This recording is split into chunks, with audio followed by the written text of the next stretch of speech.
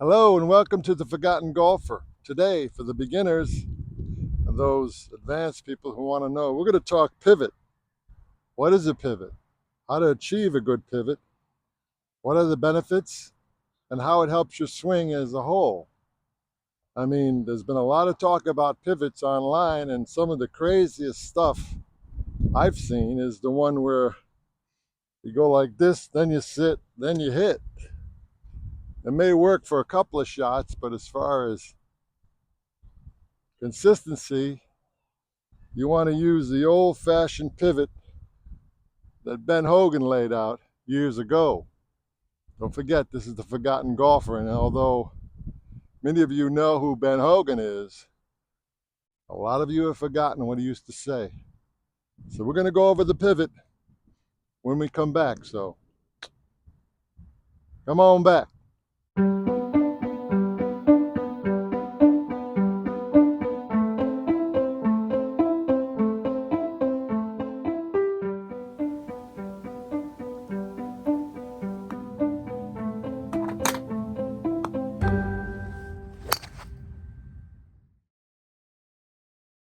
So the first thing the beginner is going to want to know is, what is a pivot?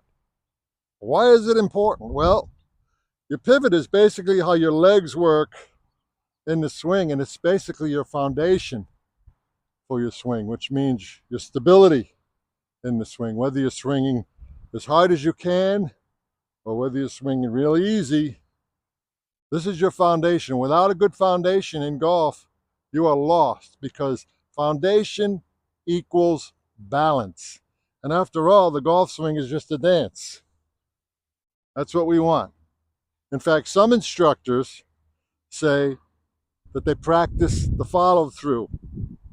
Some instructors say they just practice this move. And if they get there, they know they've hit a good shot.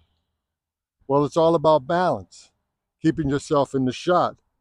We talked many times about the spine angle and the weight shift, and this is what keeps you in there, your pivot.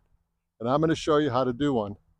And I learned way back from Ben Hogan's book, 5 Easy Lessons, how to pivot. And it was very difficult for me because he wanted the upper part to be a little separate from the lower part of your body, meaning flexibility, and I didn't have a whole heck of a lot. So I struggled with it and struggled with it. Finally, I didn't move anything, kept myself in it, and that's how I developed a pivot, by not moving anything and having it slowly develop.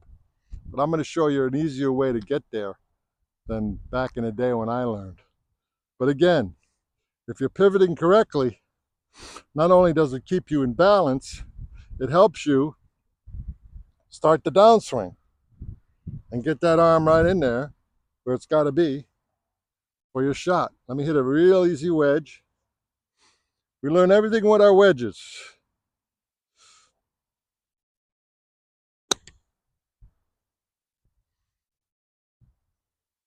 Real easy. See that? Now, the first thing you got to know is how does a pivot work? Take everything else out of the swing. Your arms, your wrists, your shoulders, take them out. The pivot is basically your hips turning like this and your left knee pointing toward the ball, right? But notice a curious thing. When your right hip goes back and turns, what's this leg doing? It's breaking slightly, but it's not leaving its original position. That's very important. That's what we call a sway. When you swing like this on your pivot, you've swayed off the ball. You could hit it fat, you can scull it, you could even whiff it. So if you're not hitting the ball right in the center of the club, chances are the problem is down here. It's not up here, unless you have a really bad grip for some reason. But we've gone over that. So it's a turn of the right hip going back, the left hip pointing toward the ball, and this back right leg not losing its position. Hogan used to say, put a stick there so it doesn't move. the weight should actually transfer to the inside of your right foot. Let me show you again slowly. Don't get too wide a stance with this when you're first learning this. Take it back. See, my hip turns right away because I don't have hardly any flexibility between my upper half and my lower half. But the right hip turns, the right leg makes a post that is going to stay firm.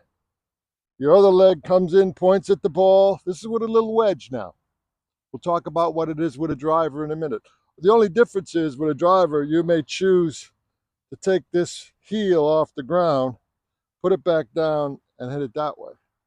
But that's more of a turn, more spin. But right now, with a little wedge shot, we're just going to turn the hip, come in like this. Now, we're basically set to come like this and hit the shot. I'll do it very slowly.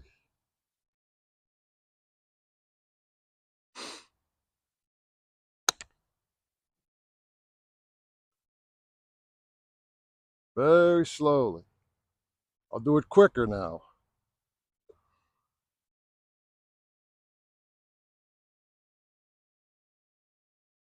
Now, remember one thing before I do this other shot. Just because you're turning your right hip and you're making sure the right leg doesn't move, that doesn't mean you let your weight go to the front. No, the weight still has to go back. So I'll show you how I start. I start with a little bit of movement in my hands, just back to get the weight just back a little before I start my swing. Then I go into the pivot, because you still need something to push off this right foot. If you have your weight too far forward, you're just going to hit it fat or scull it. Some people say stack and tilt is the way to go. I'm not one of those people. You could try stack and tilt, which basically means most of the weight is on the front and you come in that way. I don't even know how to explain it actually. But no, don't do that if you're learning from me. If you want to learn from someone else with stack and tilt, perfectly fine. Some people have great success with stack and tilt. I don't. Okay, so make sure that you get a little weight on your back foot before you start your swing, so we get some weight on the inside and we can push off toward the target.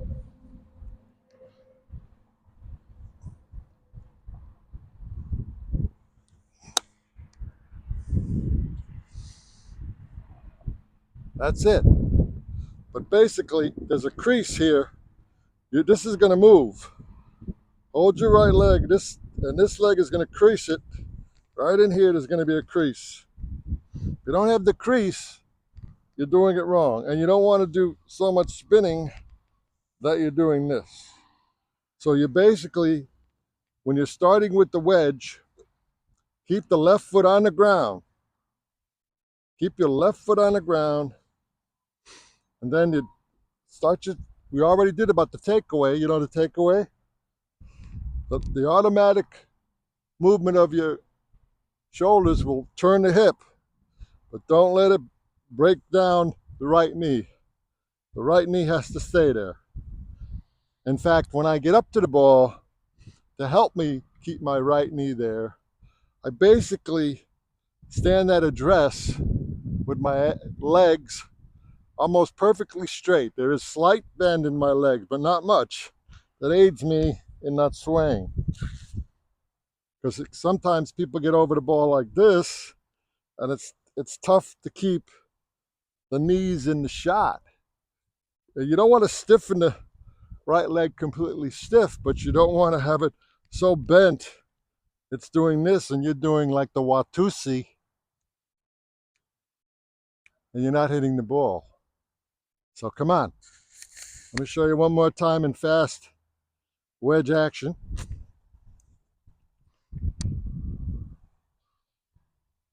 Legs almost perfectly straight. There it is.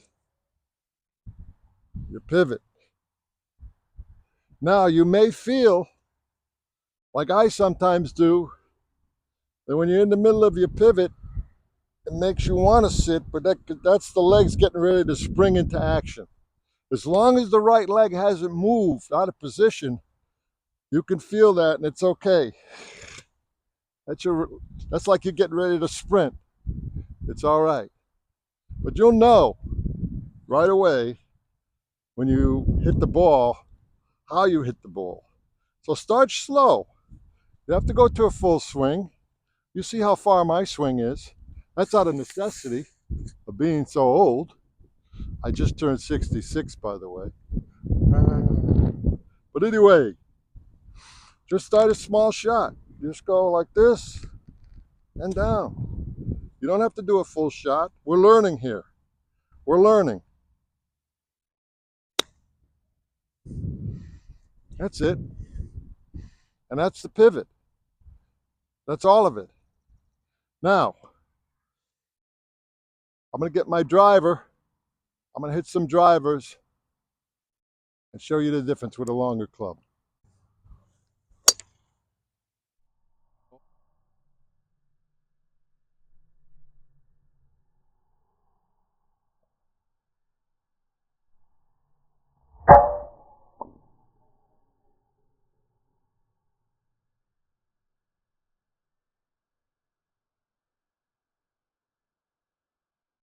That's how the pivot with the driver goes. It was nice and smooth. I didn't have to put too much effort into it. We already know how we're taking the club back, the shoulder turn, right? Up. This automatically straightens. See if you need to lift the heel on the driver. You may not. You're going to get a crease right in here, which means this leg is moving and the right leg is not. If you don't have a crease, it means you've moved your right leg. We don't want to do that, especially with our longer clubs. Basically, my legs are almost straight at address. Taking the club back, turning it. Here's the crease. And then when we get to the top, we're all ready to come down. We're going to move a little way to the way back just before we take the club back. We're going to go like this.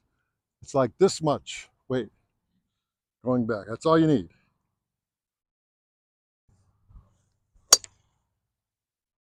Oh, baby.